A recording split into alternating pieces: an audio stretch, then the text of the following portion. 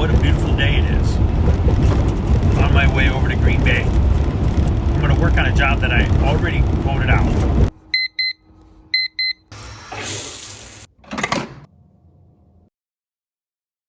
It's an ice maker.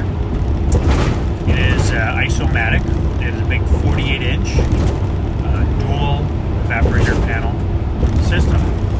And it has 2 condenser fan motors as well. And the first condenser fan motor was coming on, but the second wasn't coming on at all. When I hooked my pressure gauges up, I was definitely getting over the 250 pounds required to kick that second stage fan on, but it was not coming on. So I bypassed my fan control switch, and the fan motor was able to come on, but it was coming on intermittently. It was not running at full power.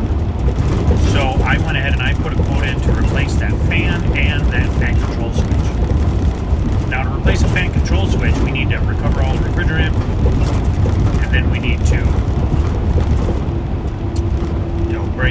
pull the old system, the old one out, braze the new one in. Then we need to vacuum out the system, and then we need to add refrigerant, and then get the system up and working again. So it's a little bit of a longer job, but not something too bad, and not something too hard to do. So what I'm going to do is I'm going to try to set it up so you can see what I'm doing.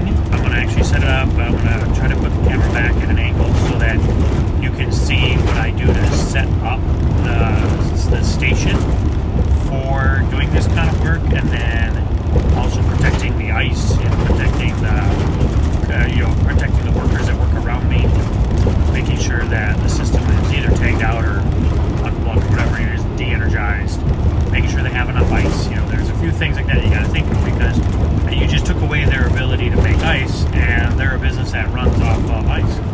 So they would not be very happy if I shut off their ice making capabilities. So what I do is I'll actually block off anything that I do so it doesn't get into their ice bins, so they're able to get their ice bin. I ask them to go ahead and fill up their ice bins, get as much ice out of there as possible, and then so there, gives them that little bit of time, and then they'll reach back out to me and say, hey, I need some ice. All right, my ladders, and get their ice. But I want to make sure everything stays super clean. And then you always want to make sure that your workspace is safe, so people aren't coming by and knocking your ladder, because we are going to be using oxygen and acetylene, so we're going to be doing some brazing. So we are going to have some heat sources that are generated, and we are going to be working on electrical circuits, so we have to make sure that the electrical circuit's de-energized, and we have to make sure that we're in a safe environment for when we're doing this work. Overall, it'll be a fun job, and I've got about an hour drive, a little less than an hour drive, so I'm going to go ahead and leave this on. I'm going to stop talking to you, and you can just enjoy my drive. Look at my ugly mug while we're driving. I'm driving down an empty freeway, no waiting for the light to change. I'm seeing the sunrise behind me.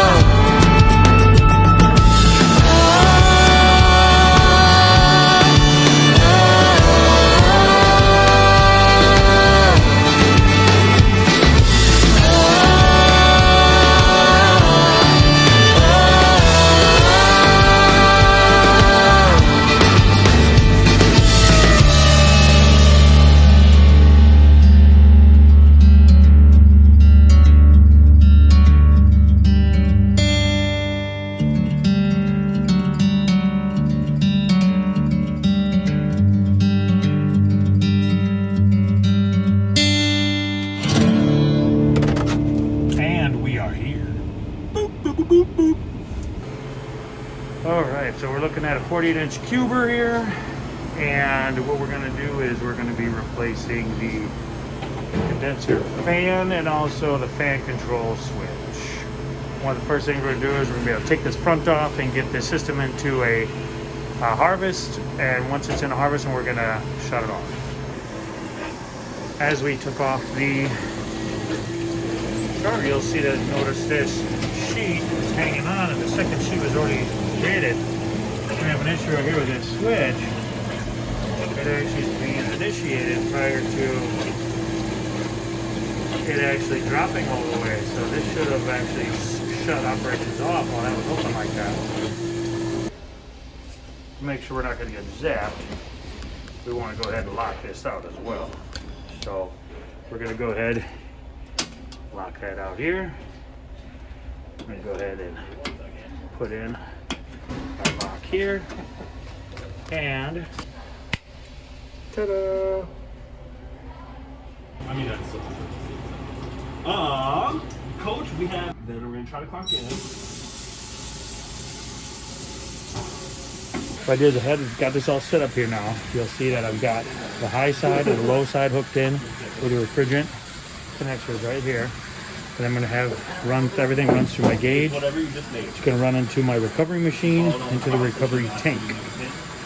What we're going to do is we're going to recover all of the refrigerant from the system. Should be, we can actually look right in here, find out how much. You'll see there is 60 fluid ounces. So we're going to take 60 ounces out of this machine.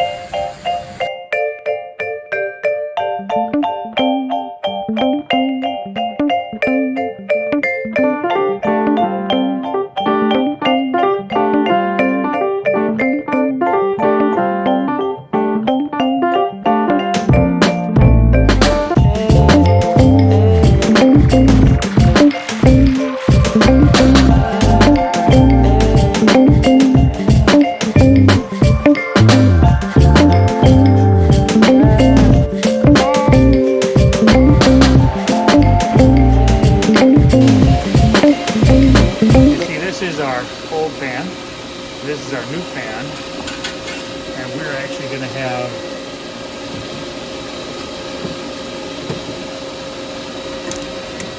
a new fan blade and everything to put on there. So we go ahead and you'll see the new one here, and this is our old fan motor. You see the blades, they're the same way. Always want to make sure the blades are the same way. And then now we're going to attach this fan to this casing out right here. Here we have a fan ready to install. We will tie it in to this electrical line. So you'll see the wiring here. Connect this to the fan. Once we have it mounted in here, then we can get this wiring all closed up. You can see there, the fan is reinstall magnet housing, spins freely. We'll get that wired up here in a minute. As we're coming down, we're bringing everything down, backing everything out of here. You'll see that we're actually at 3 pounds, 5.75 ounces. We've been pulling this for a while now, and we're at a pretty good vacuum on here. So we have a really good indication that we have a little refrigerant out of here, but at 60 fluid ounces, we should have been able to pull 3 pounds, 12 ounces out, so about 6.25 ounces short on this. So that's one of the problems we could have had on this system. But when we put it back in, we have to make sure we do 3 pounds, 12 ounces at least, and maybe that'll help everything run just a little bit better.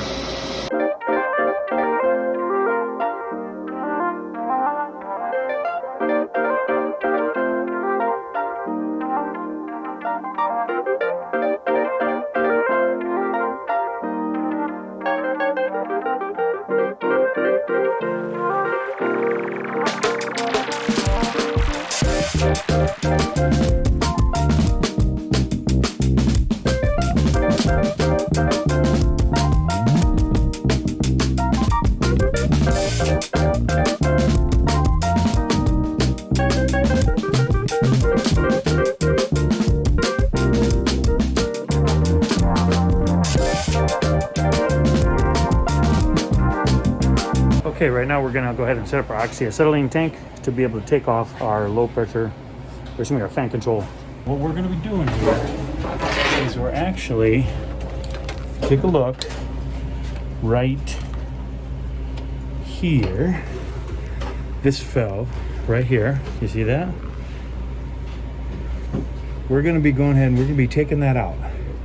I'm gonna be heating it up right here, popping this out, and then we're gonna put a brand new one back in.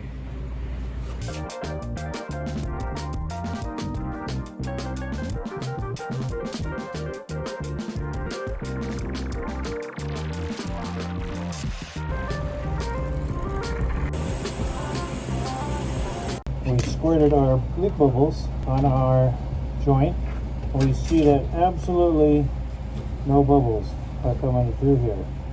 So we know that this is a good connection. And we're also doing a pressure test to make sure. We're doing a pressure test to make sure that we're also good. And we're doing a drop test here. You'll see 225 and 2.6. Yeah, so 222 is about where we started. We're gonna do about a 5-minute at that and just see if everything holds.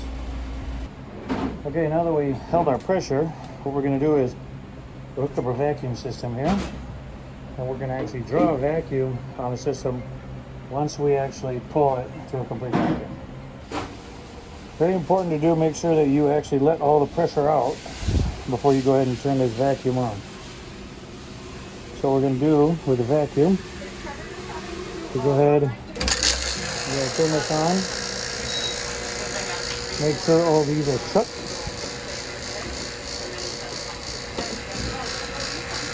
We'll open this up. Now what we're doing right now is we're actually pulling the vacuum on these lines. And then I'll go ahead and open here. And again, this is only going to be pulling a vacuum on these lines, right? Now one thing I do just to make sure we're pulling a full vacuum on the system, and that if any kind of readings we get, I go ahead and I shut these, alright? When these are shut, we're only going to draw a vacuum up to here, right? So I check side by side. First I'll go ahead and open up this side. You see here, we're definitely able to get under 500 on this line, right? So we open up the second one. Again, we know we're definitely going to be able to get under 500 on this line, right? That's the way everything is connected. When we go to open this up now, we start drawing that vacuum. We know that once we actually get to the vacuum, when we get under 500 here, we know it's the whole system. But if we're not, we know it's not our lines, we know that it's within the system.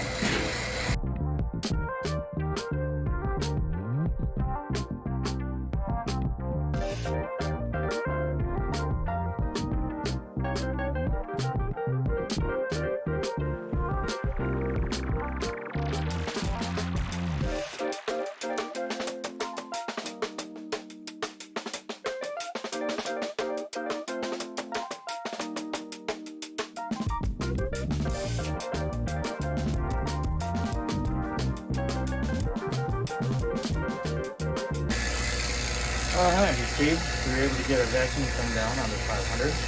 So what we're going to do now is we want to see if this can actually hold at under 500.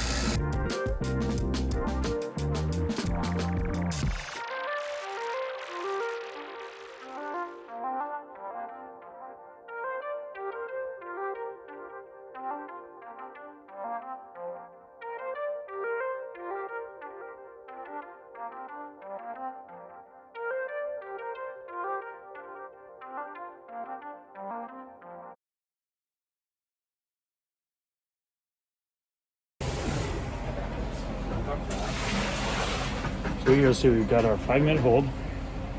You'll see 680 psi, or 680 microns, sorry. At 680 microns, we definitely held under 1,000. So what we're gonna do now is we're actually gonna measure this refrigerant. So we already verified that after 5 minutes, we definitely held under 1,000 or even under 750, right? We're at about 7-8 minutes right now. And so we've definitely held. And so what I'm gonna do is I'm gonna hook up our refrigerant system here. We got it weight at 0. It's gonna run through our manifold here into our system. Remember, we have to add 60 ounces or 3 pounds, 12 ounces. So we gotta get that set up. So right now everything is open up in here and we're gonna start charging. Okay, so we have verified. Let's tear this out. Verified at 0. And then I'm gonna go ahead and open this to start putting some pressure in.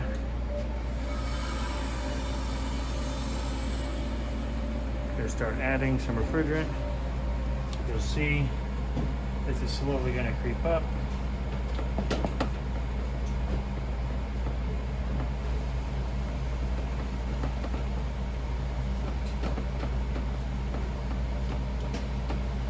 We're looking for 3 pounds, 12 ounces. You can see here we're at 1 pound, 5 ounces. And we're at 1 pound, 5 ounces, and we can't get any more refrigerant in the system.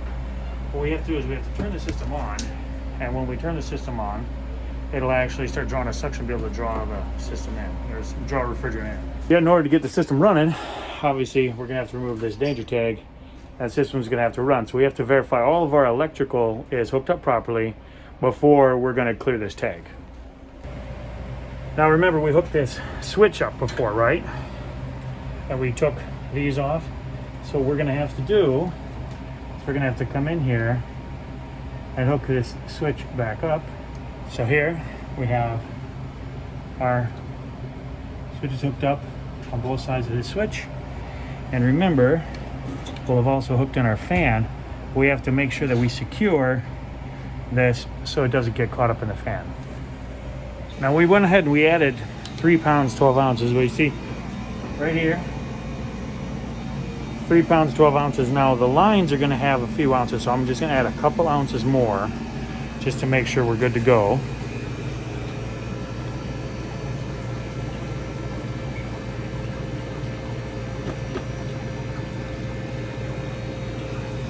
So 3 pounds, 15 ounces. What that's gonna do is that's gonna make up for the couple ounces that are lost in those lines.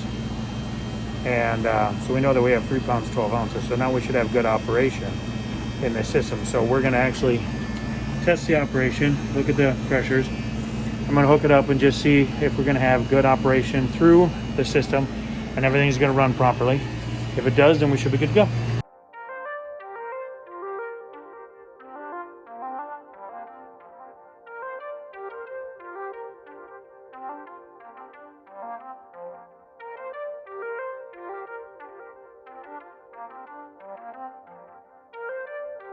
Now the fan motor works up that fan switch. It's still not up.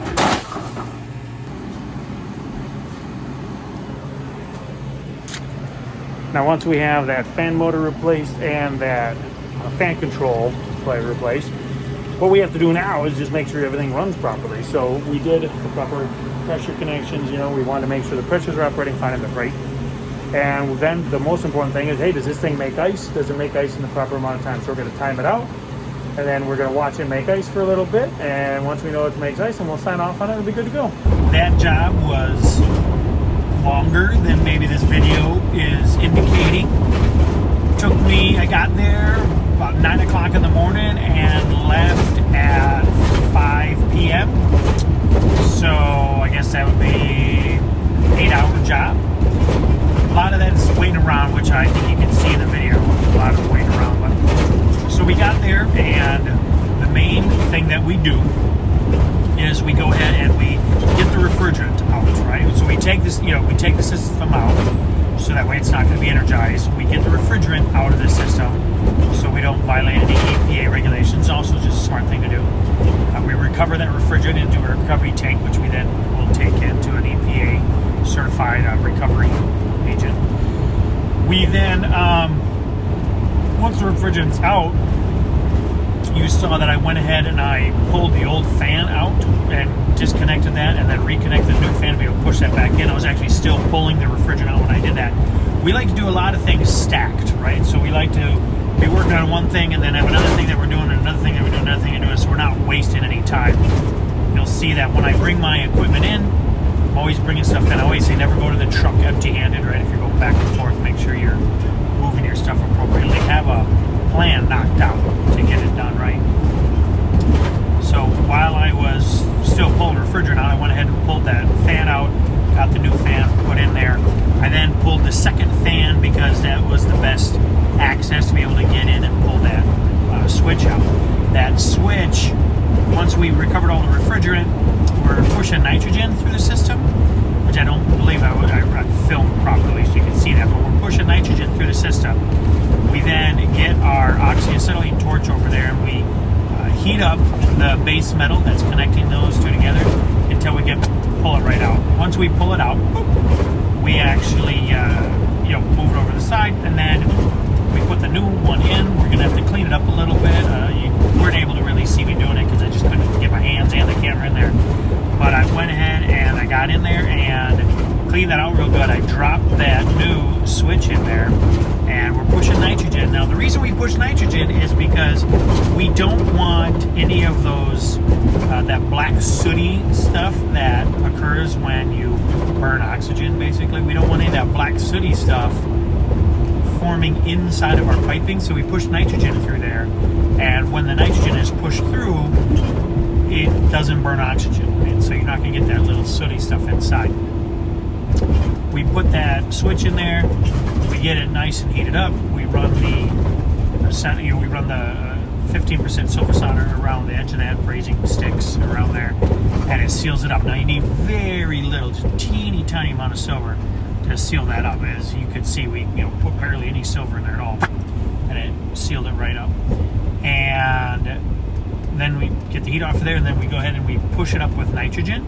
So we push it up with nitrogen just to check, and I put bubble test and leak test on there just to see if any bubbles formed around there. There was no bubbles.